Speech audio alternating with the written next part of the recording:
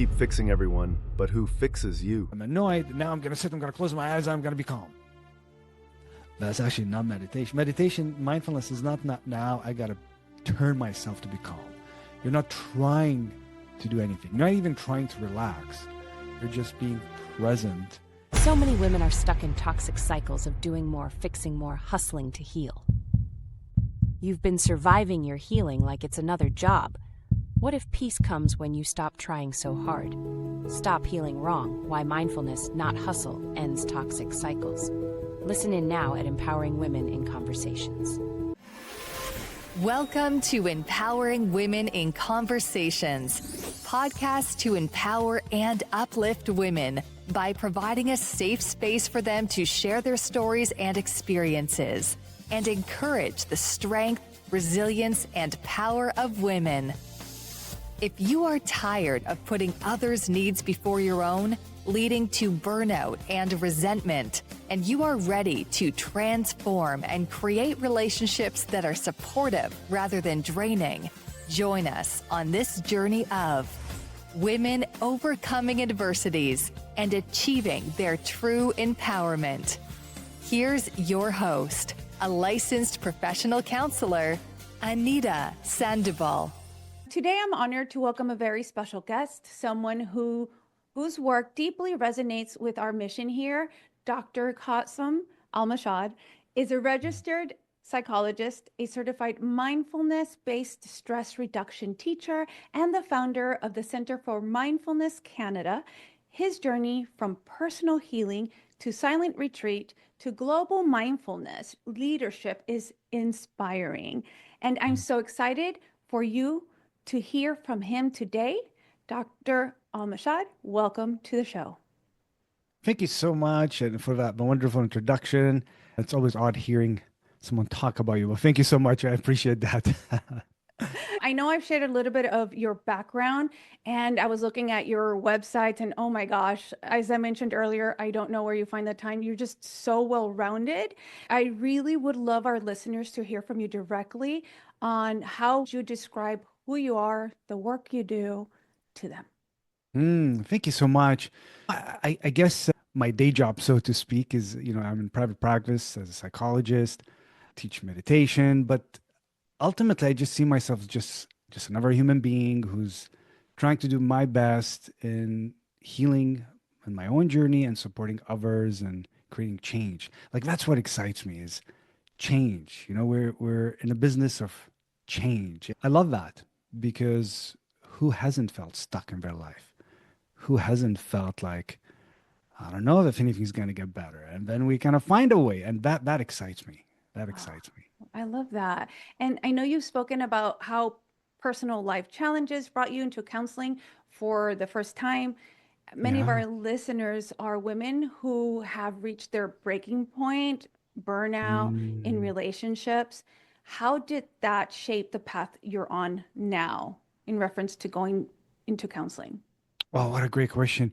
It was really bad for me. It was in my teen years, and, I experienced some traumatic events, and it was very impactful. Like, it shook my sense of the world. It shook my sense of safety in the world. And I mean, I won't go into the details, but I ended up in a hospital because of this traumatic event, right? So it was something I didn't think there's a way out. And it really led me to isolate myself, like just feeling depressed, just unhappy. And this is a teen. This is like a little too early, right? But what really started my journey is doing my own counseling work.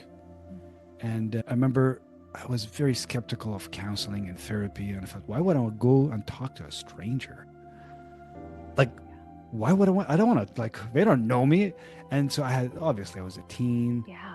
But I know many people, even adults are not sure. Is it safe to go talk to someone? So anyway, that started. And I experienced something in therapy as a client for my teen years that, I actually can work with things. It's safe to feel my emotions. It's okay to feel the hurt. And there's a way through it. Wow. And that was really, for me, it encouraged me. And I would say maybe I'll mention that too. At the time, what helped me through it is I've always loved sports and I was in martial arts. So martial arts also gave me a sense of like focusing on my mind, Okay. focusing on channeling energy. And for me then was anger, a lot of anger. So Yeah. just channeling anger, not being destructive. Yeah. And then I came across a book as a teen that's Mhm. called Zen in the Martial Arts. Mm. And I thought, ooh, what is that? I want that. I started reading about it. And I remember reading one story that said, if your cup is full, you can't take in new information. So empty your cup. And I Mm. thought, I have no idea what the heck that means, but I want to empty my cup is full. I'm Mhm. always agitated, annoyed, upset with the world, upset with my circumstances. My cup is overflowing. Oh yeah. So that gave me a sense of there's something in this world of what is this Zen? What is this pausing and taking a breath that really appealed to me? I didn't understand it, but I'm like, I want this peace of mind, peace of heart. Mhm. Wow, that was so Yeah. beautiful to share.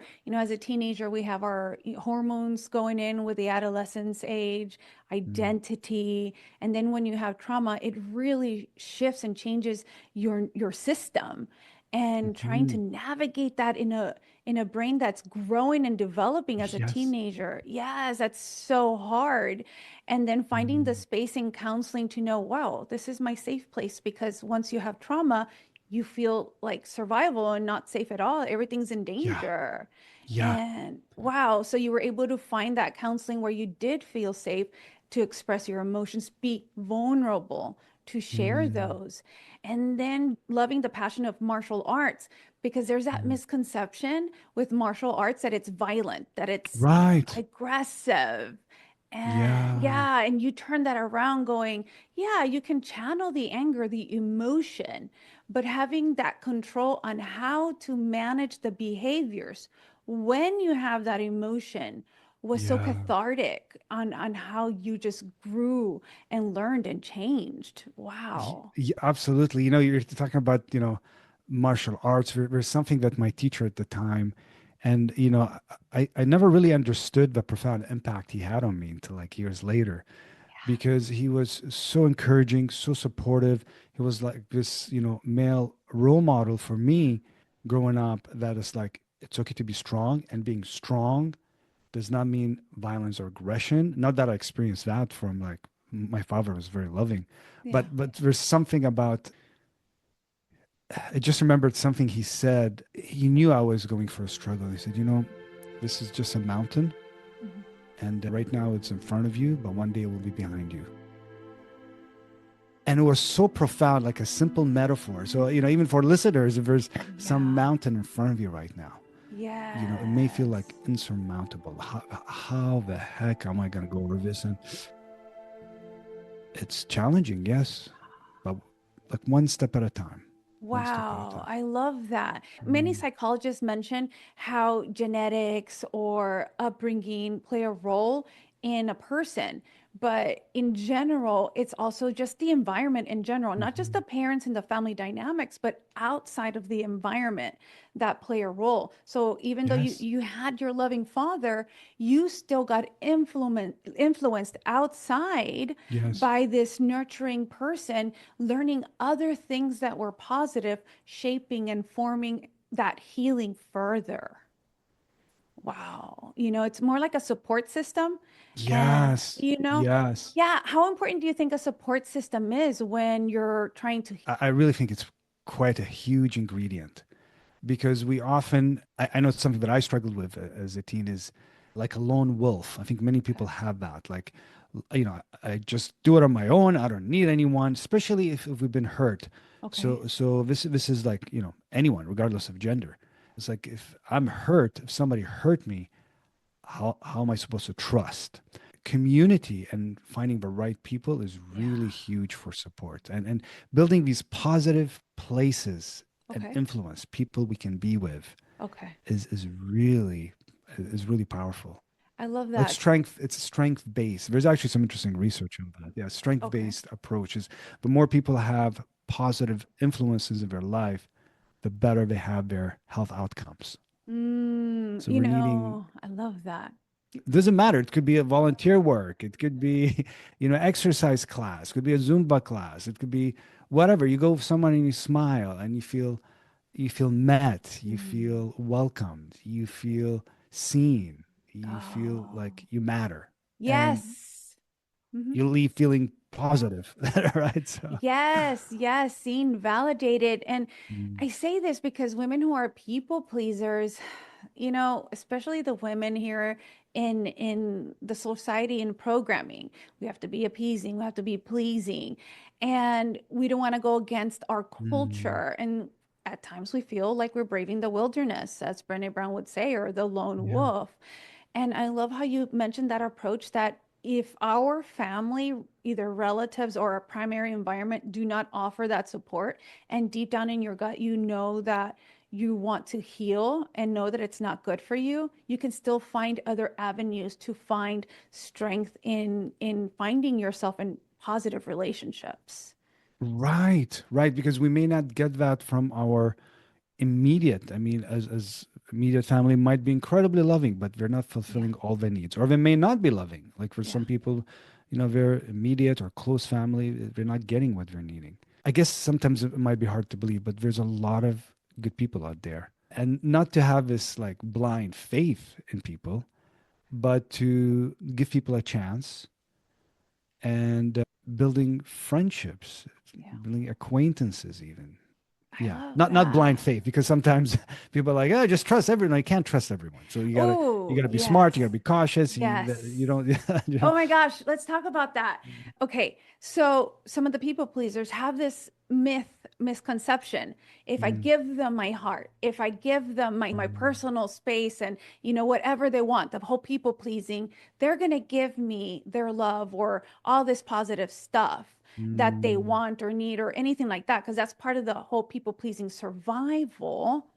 And you mentioned something right now about wait, not blind faith. yeah. How how can mindfulness help with that behavior? Mm. Oh, this is a pretty big question, so we can unpack it here.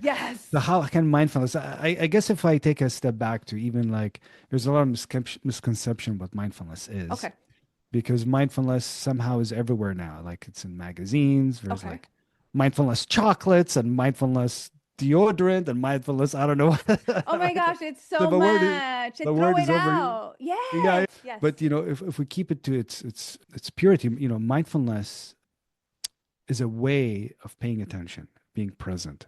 Mhm. And one of the many definitions used, the one I really like, is by John Kabat-Zinn, who is a molecular biologist from Ooh, MIT, and wow. he created the mindfulness-based stress reduction (MBSR) program in Okay. '79, and it's been kind of a gold standard in mindfulness and interventions. So the definition he uses, that for me, I'm like, oh wow, this is so simple and actually so complex. So it's four things. It's the awareness that arises. Okay. So something we become aware of when we pay attention Okay. on purpose, Okay. in the present moment, and non-judgmentally. So four things: Mm. pay attention on purpose, in the present moment, non-judgmentally. So okay, so how do we do that? Well, Mhm. in meditation, we're training this awareness, this mindfulness. So when we say meditation, there's many forms of meditation. Okay. There is meditations where you repeat words like mantras. There are meditations you visualize. But mindfulness is actually paying attention to something. So it could be your breath, if it's Mm. accessible to you, or your hands, or sounds. So you pay attention right here.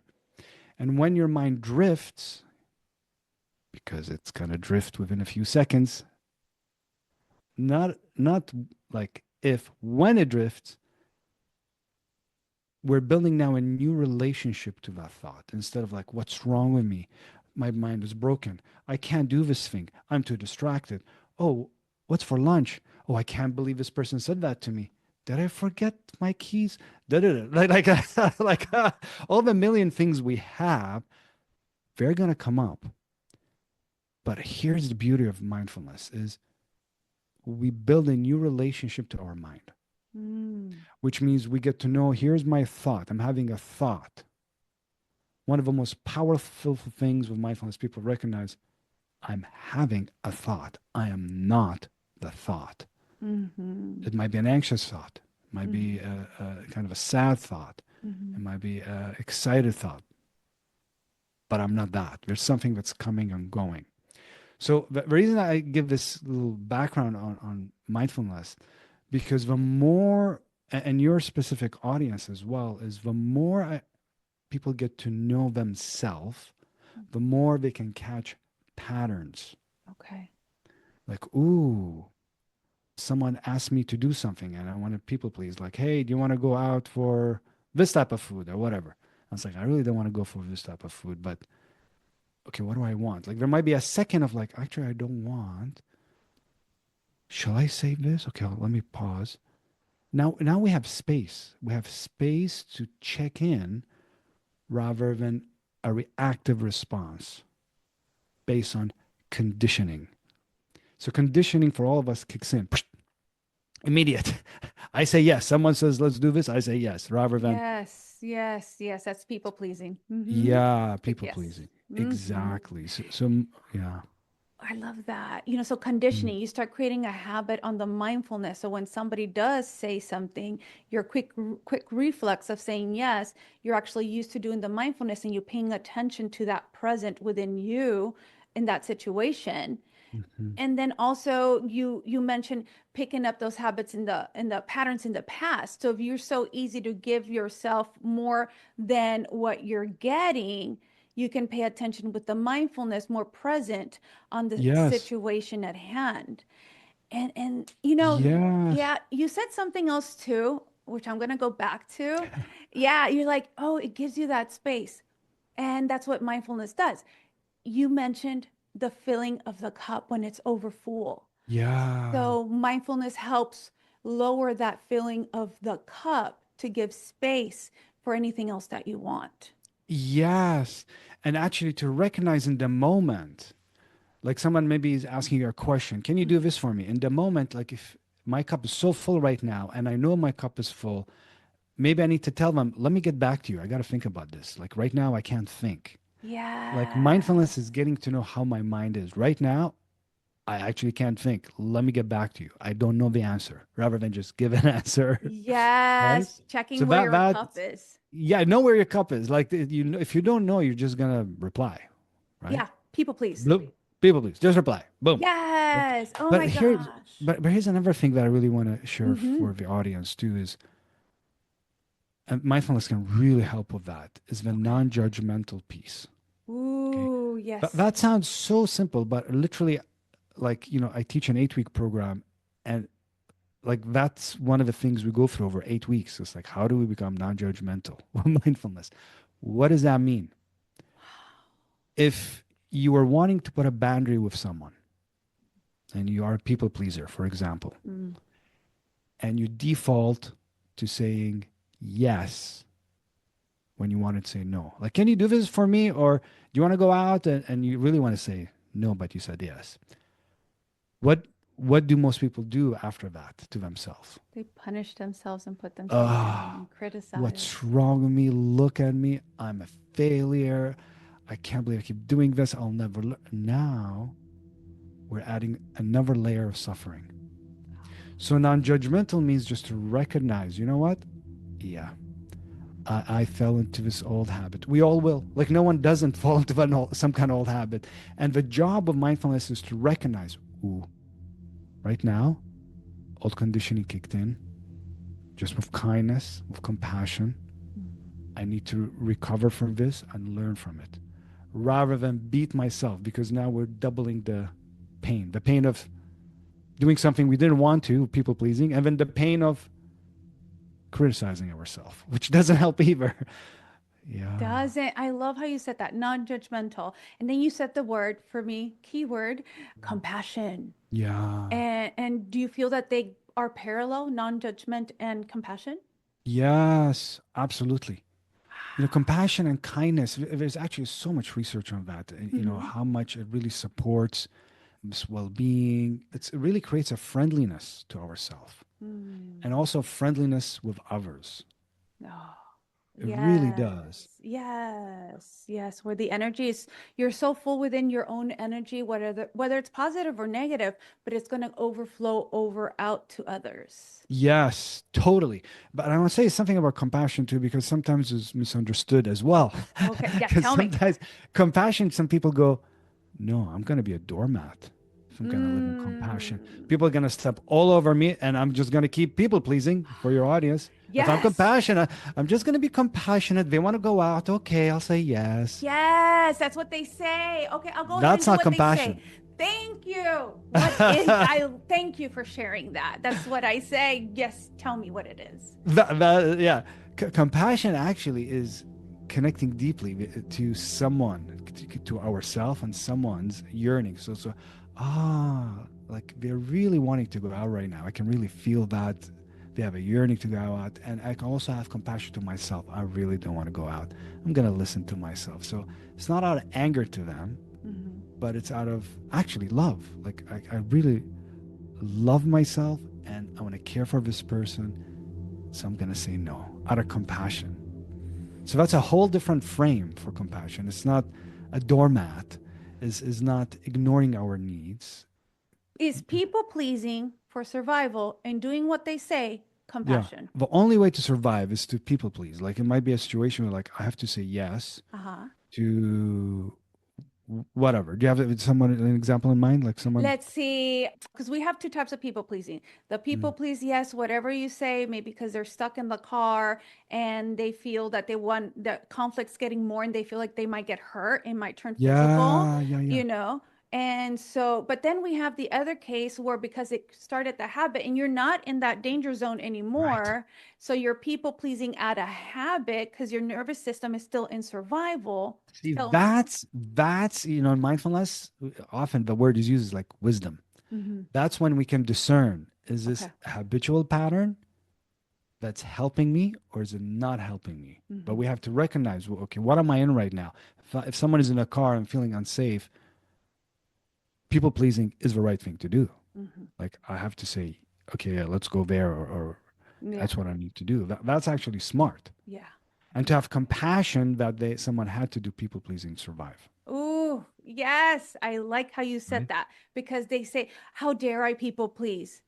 But you were surviving. You were in a situation at that point that had to happen. It's there for a reason. Fight, flight, freeze, people please and appease are there for a reason. So to say, I'm never going to do it is irrational because they're tools to use when needed. So, yes. See, to have compassion for the patterns that actually helped us survive. Like people pleasing, we can develop it to survive. And it helped us. yeah. So we don't want to kind of shame that pattern. We don't want to put down that pattern. We don't want to humiliate that pattern in ourselves. Where it's like, oh, it's like an old friend. Yes. This old friend helped me before. Right now, this friend might be getting me in trouble. Right? But at the time, this friend helped me. Yeah. And this friend sometimes will visit us. It's like, oh, look, I'm doing people pleasing again. Yes. Is it the question really is it helpful right now? Ooh, yes. And you're answering my next question that I wanted to ask you. Going back to your healing journey, teaching you about worthiness, resilience, and how might that mirror for women in toxic relationships and they wanting to leave that relationship that is either toxic or unfulfilling? Well, the first thing is to recognize this is toxic. Okay. And unfulfilling. Okay. Because, I think many people are in denial. Okay. Right? So to recognize this is actually not healthy. To see, this is the mindfulness piece. I was about to say, I have a dear friend and mentor who I teach retreats with, mindfulness retreats with. And he often says this, and I love it. He's like, the only two things that can save us from ourselves in this world is love and awareness.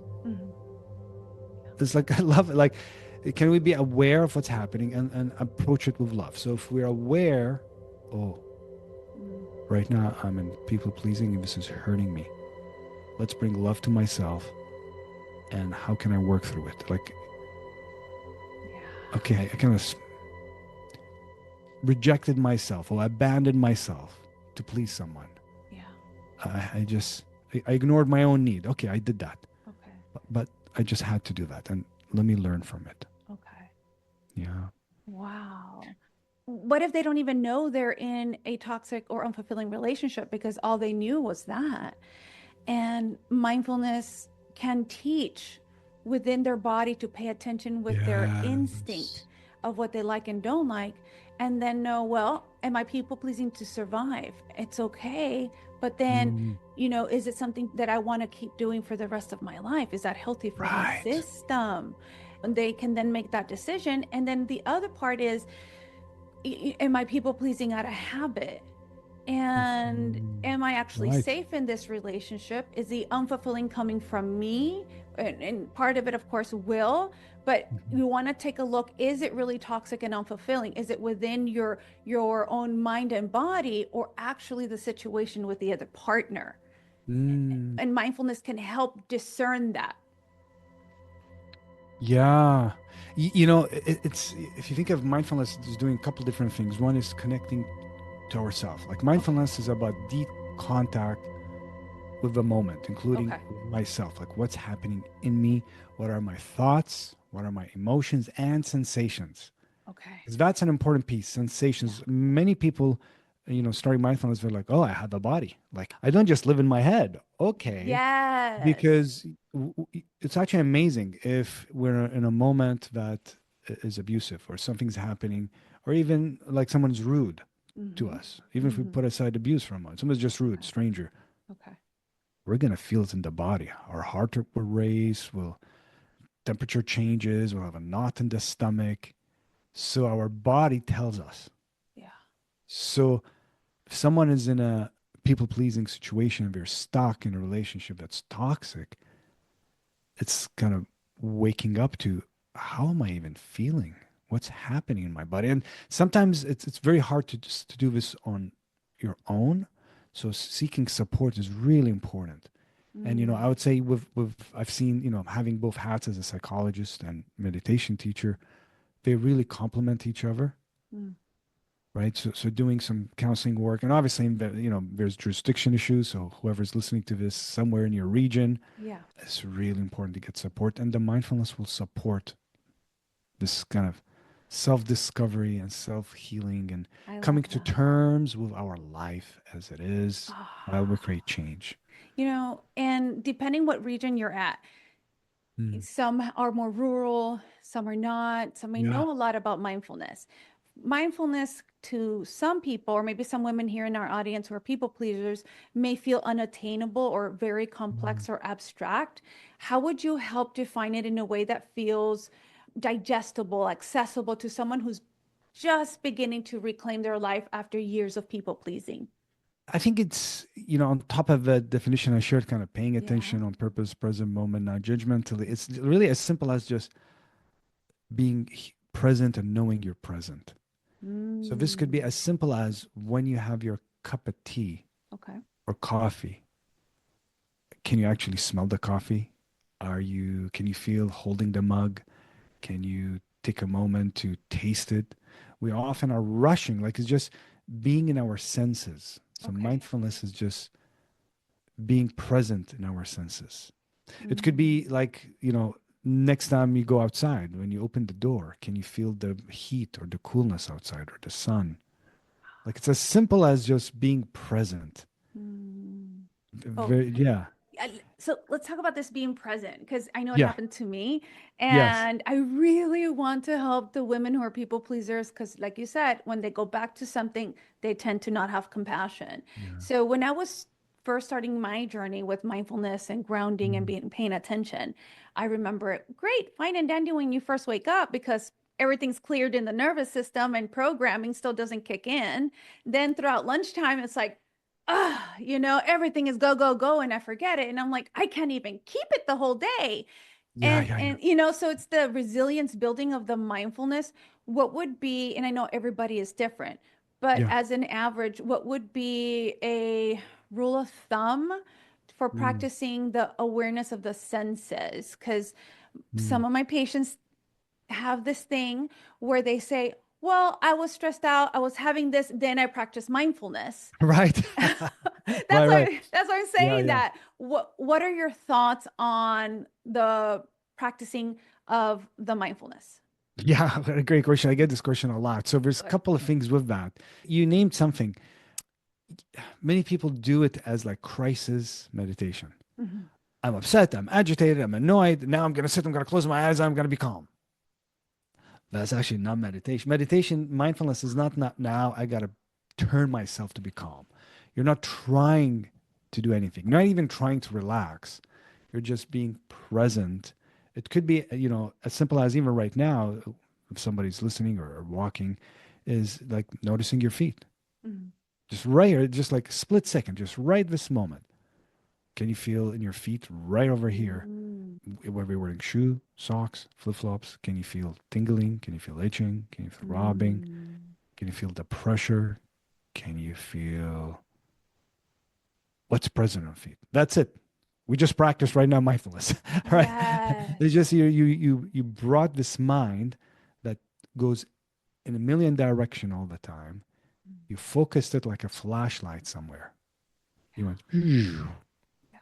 So it's Yeah. gathering attention real quick, Okay. Okay. right? Yeah. So it's a first thing. It's not a crisis meditation, and the more we practice in our day, it's like anything. If you want to be a good swimmer, learn dancing. You want a good salsa dancer. I mean, you're not just gonna dance.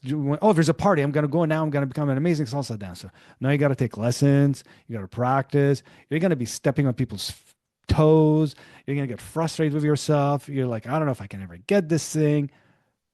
But patience. So I guess the thing I want to really for the listeners to know is Yeah. it's a skill Okay.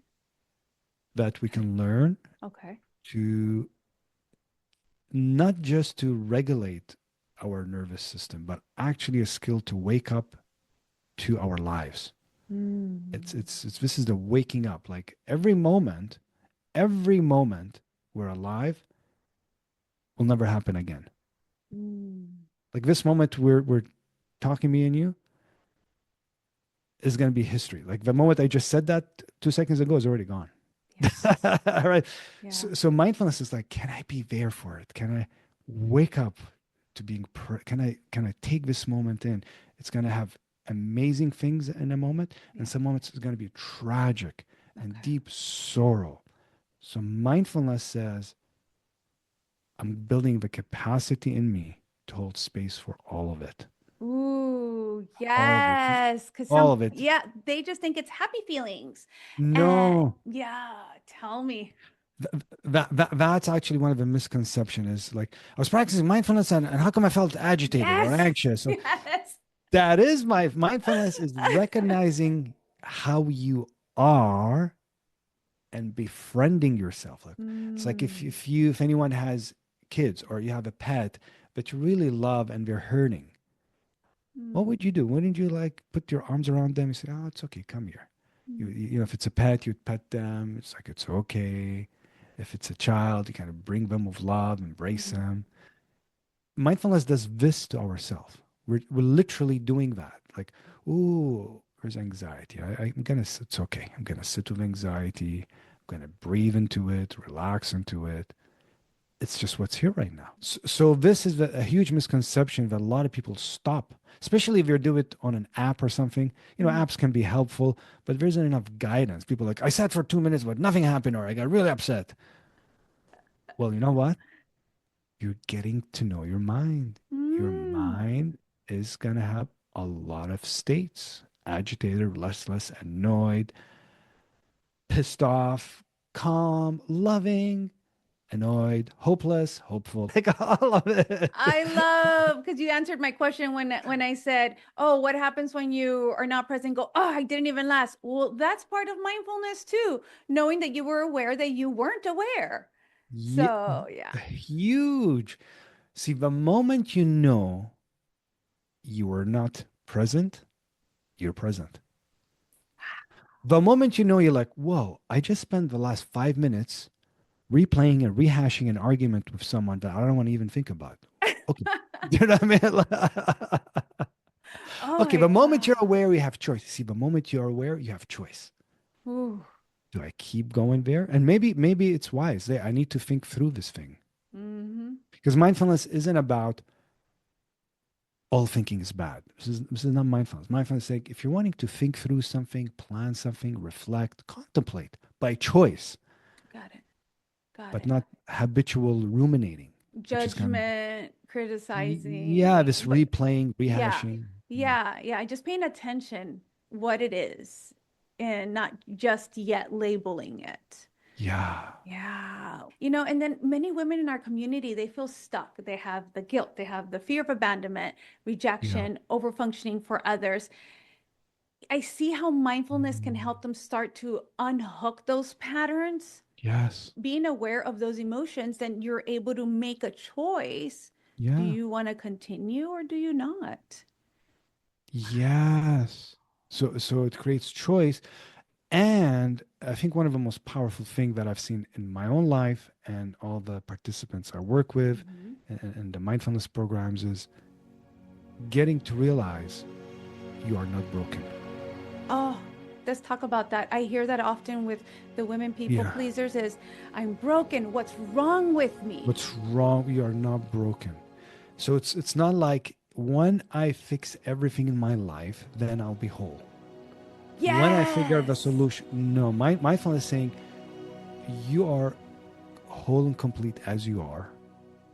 And we're going to hold space for parts of you that you're struggling with, parts of you that are already, you are lovable, that you can connect with.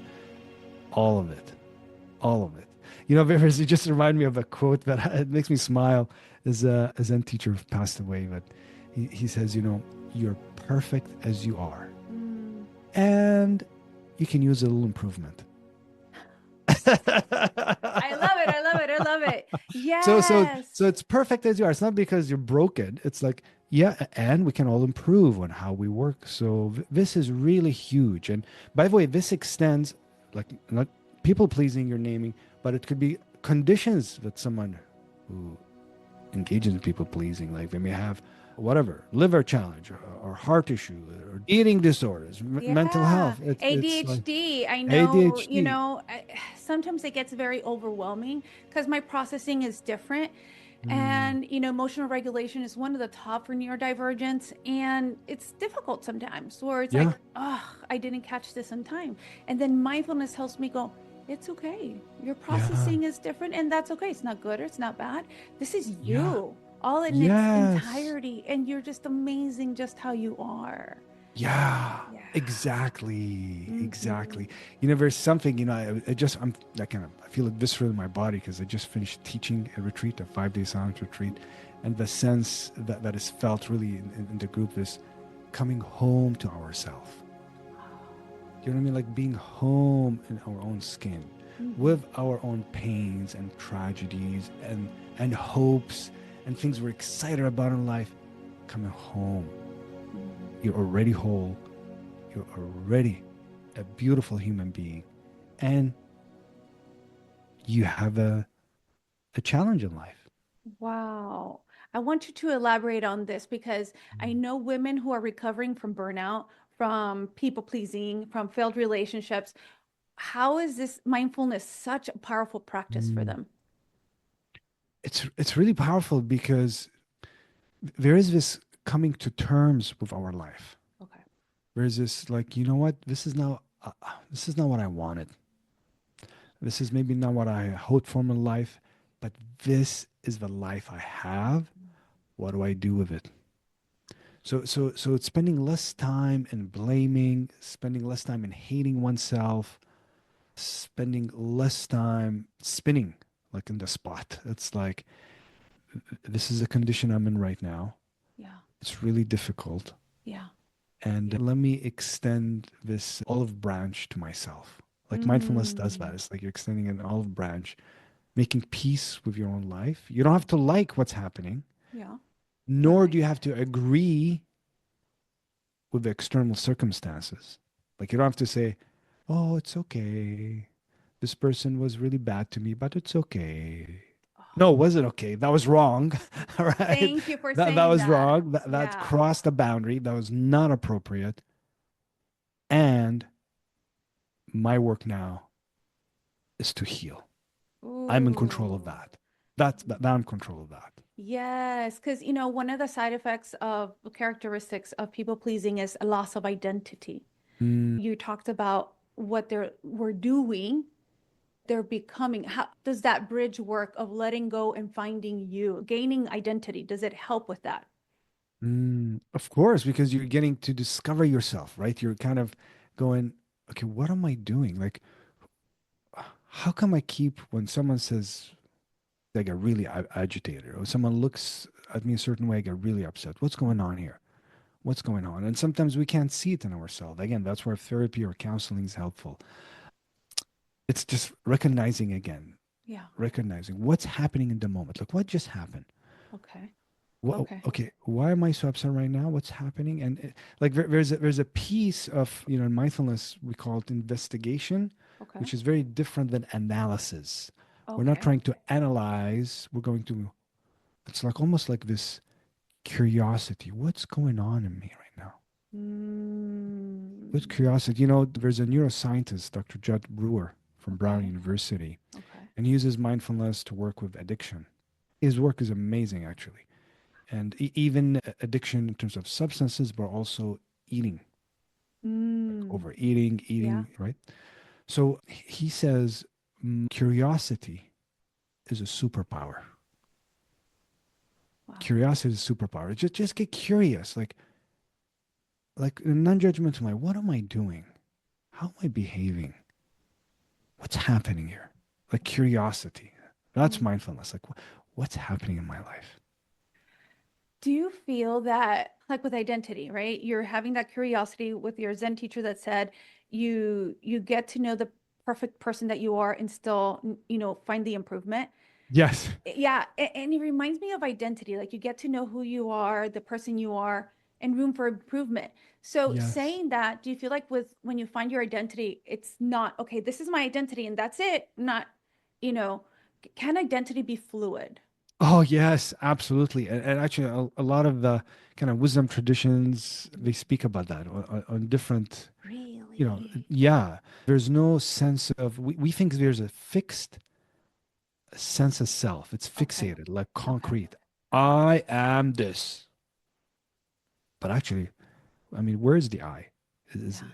where is I? Is I in your liver? Is I in the brain? Is I in the hand? Like, where is I? Like, Yeah. so the Yes. sense, so we may have some traits we have, Mm-hmm. but the belief that we cannot change or fix is it's not helpful. It's not accurate. So there's no fixed identity. Mm-hmm. We can learn and change, Okay. Okay. right? So if someone says, "This is how I am. I am a people pleaser. I can't change." Is that the truth or is that a belief you can't change? Yeah, I love that. How Mm. does that apply to people who want to become authentic? Oh, yeah. This is, this is a natural byproduct of Okay. mindfulness Okay. is when you spend time connecting to yourself, you can't help not be real. Oh, right now Really? I'm feeling excited. Right now I'm feeling sleepy. Right now you take off the veil of Yeah. what I should be Yeah.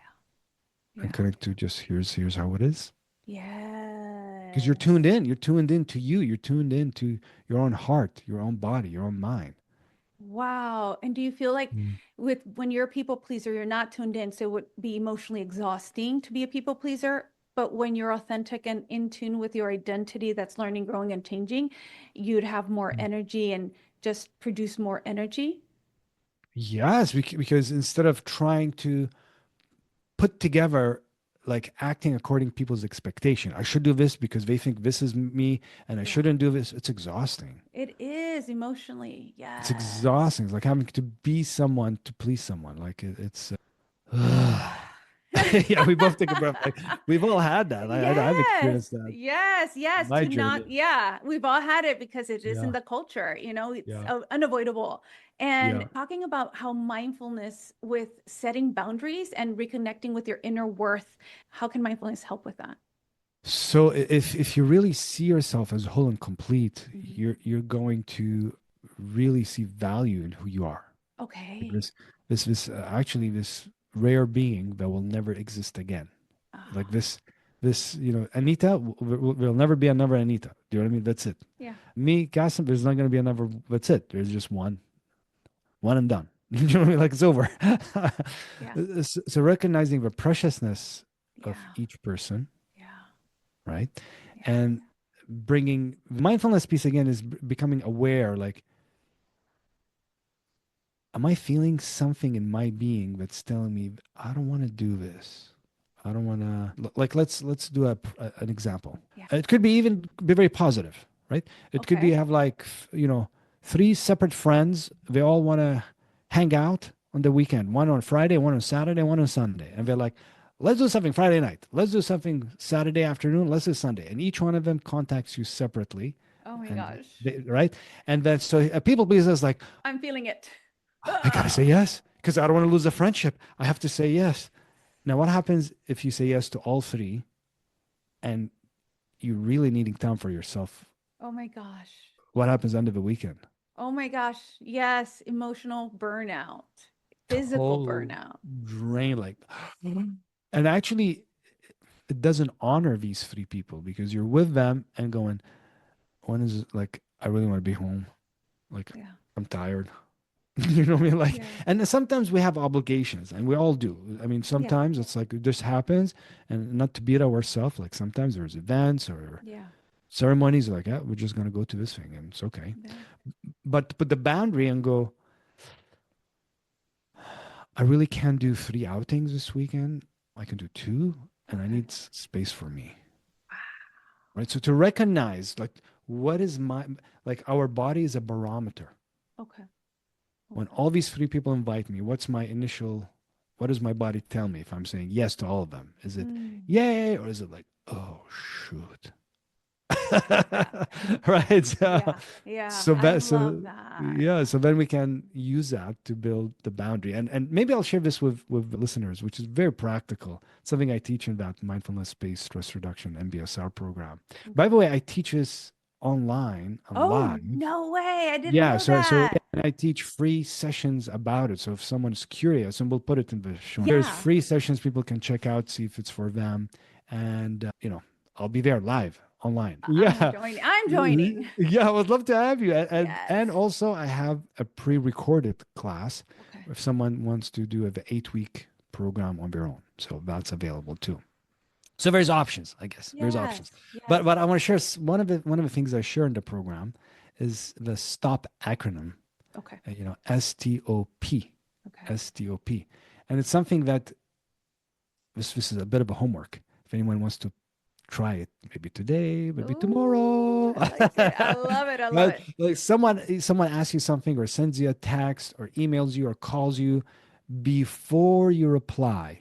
Before you reply, if Okay. you're working on your people pleasing pattern, before you reply, literally say to yourself, say it, stop, and then apply what it means. The S stands for stop. The T stands for take a deep breath. Just in that moment, just go, okay, now it's going to get really interesting. The O is observe. And what are you observing? The three key things we practice in mindfulness. You're observing, what are my thoughts about this? Mhm. What am I thinking? What are my emotions about this? And what are the sensations in my body? Mm. This is actually really powerful. What are my thoughts? What are my sensations? And what are my feelings? What are my emotions? Mm. And that doesn't have to take more than, like, even right now, it's like, okay, if we stop, okay, what am I thinking? Like the thought I had, like, wow, I'm really enjoying this conversation with you. Oh yeah. And the feeling is like uplifted. Yes. And the sensation, I feel like openness in my face. I feel that, right? So, right, boom, right there. Yes. So this is, it's really simple as that. So this is the O from the stop. And the P is a really important one. There's many ways people describe the P, but practice what works. Or you Mm. can think of it as proceed with wisdom. So practice what works. So now that you've stopped, you've taken a deep breath, you're like, what am I thinking? What am I feeling? What are my sensations? Then proceed. Like, what do I need? I maybe need not to reply the next 5 minutes. I need to think about this more. Mm. Or maybe I need to let them know I can't. Or maybe like just to tap, like we truly have the wisdom in us. We often look for answers outside. Yes, yes. Common people pleaser for validation. Yes. Give me. What do you think? Give me, right? And Yes. sometimes in the learning process, we're going to need to look outside. Okay, but actually, the wisdom is already inside, and that's what I think about it. Is all these different teachings, they're just unraveling our own wisdom. Like that's why I've hanged out with different teachers and different traditions. Like I'm like, I want to get to know me, but I need to be around people who've done this work to learn about me. Yes. Yeah. Yes. Don't just go to a comadre, compadre, just fulana de tal. Yes, you want to go with someone that has the wisdom or shares the characteristics that you envision for you in the future. Right. Yes, I love that. And I know you mentioned your online courses and your Mhm. retreats. So before we wrap up, I want the audience, our Yeah. listeners, to know where they can connect with you, learn more about your programs, retreats, your work at the Center for Mindfulness in Canada. Yes, thank you so much. So, I have two websites, but they can try centerformindfulness.ca. And center is Mhm, kind of the Canadian spelling, so it's RE Center, so CENTRE Center for mhm. Mindfulness, and then .ca, and we'll put that in the show notes. Oh, And finally last year I got onto Instagram, and it's like I got out of the cave world. I'm like, I need to get on this Instagram thing. So you can find me Instagram, and we'll put that in the I in love the that. show notes. Yes, in the Center for Mindfulness.ca, you'll see there the upcoming free sessions. Yes, And that's then right. yes, and then the upcoming programs you'll see there. And then if you look at the other website, because this one I like too, the Yeah, but Dr. Kasim Al-Mashat.com. I love it because that has a little bit about you, your videos, and the TEDx as well, because you were on yeah, TEDx. You were having your long hair I had long hair, moment. man. Yeah, yeah. So, you want to catch the other alter, Kasim, he's Yeah, there. the guy had long hair, and now I can barely kind of keep the one at the top. I love it. So, yeah, I'll put everything in the show notes. Yes. And before we wrap up and end this episode, I always like to ask two reflective questions that Mm. invite something a little deeper for my audience to listen in. What is your personal definition of an empowered woman? Oof. Mm. That's a really good question.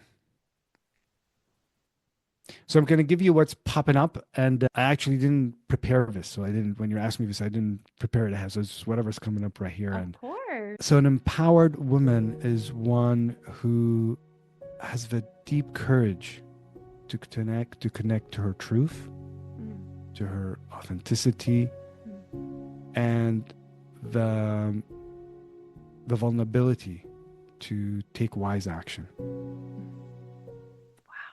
I love that. Thank So this you. is what. So hopefully it's made sense. It just popped up in my Yes, mind I love because that. that combination. Yes, and I want the audience to know that these questions I never give to my guests because I want it to come from your true selves. Yes. So, yeah, let's assume far into the future, Mhm. any work that you have created for whatever unforeseen event gets lost. Anything about you, your Mm. story, your legacy, everything's been lost. The websites, TEDx, oh no, for whatever uncontrolled circumstances. Yeah. But 3 generations from now, there lies a single handwritten letter that is discovered by a Mm. young woman in your family line be it a great great grandniece or, just in your family line. And this message is of truth, strength, guidance that you leave in this letter for the women that come after her to further progress the women empowering themselves and other women in your family. What truth would you bestow on them in this letter? Oh, wow. How much time do I have? I love Wow. this. What truth? Yeah. Truth that would capture them in terms of about, everything you said disappeared. They know nothing about me. Is that what it is? Yes, nothing. Like Everything about you is yeah. lost. First thing is, you're already whole and complete as you are. And recognize your wholeness, your completeness. Recognize the beauty that's already within. Yeah. I will speak about, I'm just remembering it. There's a poet, Hafiz, a Persian poet, he talks about there's a ruby buried here. There's a ruby buried. There's a gem here. So to recognize the gem that you are, to know that you could create more of a life that you want, that life does not have to be just struggle. Life has suffering, life has pain, but also has incredible beauty. Be patient with yourself, be compassionate with yourself.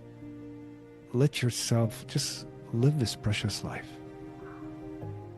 On top of it, just know that joy is available. Joy is available.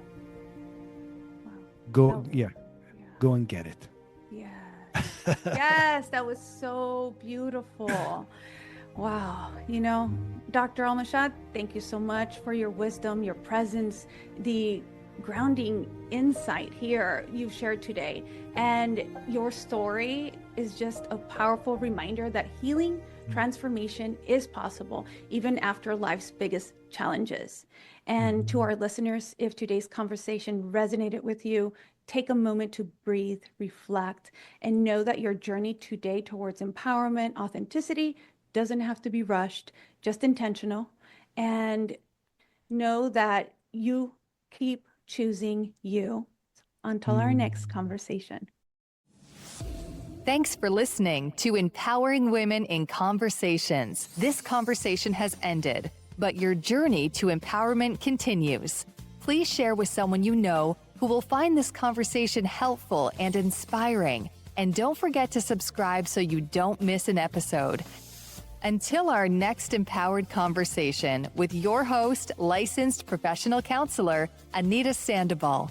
And remember, we are brave, we are strong, we are compassionate, we are women empowered.